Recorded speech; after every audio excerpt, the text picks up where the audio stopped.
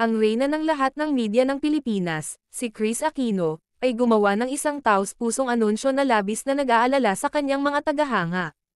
Sa video na ito, pinaghiwa-hiwalay namin ang kanyang kamakailang paghahayag tungkol sa paghihiwalay sa susunod na 6 na buwan. Si Kris Aquino, na minamahal para sa kanyang mga dekada na karera sa telebisyon at pelikula, ay nagpunta sa Instagram upang magbigay ng personal na update sa kanyang kalusugan. Sa kanyang emosyonal na mensahe, ibinahagi niya na ihihiwalay niya ang kanyang sarili sa loob ng kalahating taon bilang bahagi ng kanyang patuloy na pakikipaglaban sa maraming kondisyon sa kalusugan. Naging bukas si Kris tungkol sa kanyang pakikibaka sa mga sakit na autoimmune, na lubhang nakaapekto sa kanyang immune system.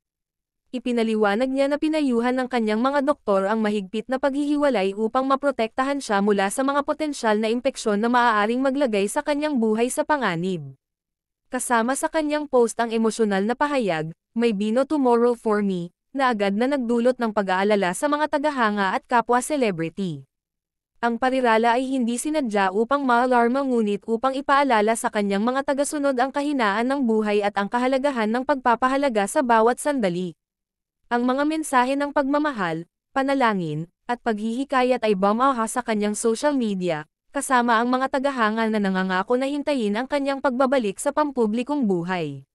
Sa kabila ng kanyang mga hamon sa kalusugan, tiniyak ni Kris sa lahat na pinanghahawakan niya ang pag-asa, pananampalataya, at pagmamahal ng kanyang 2 anak.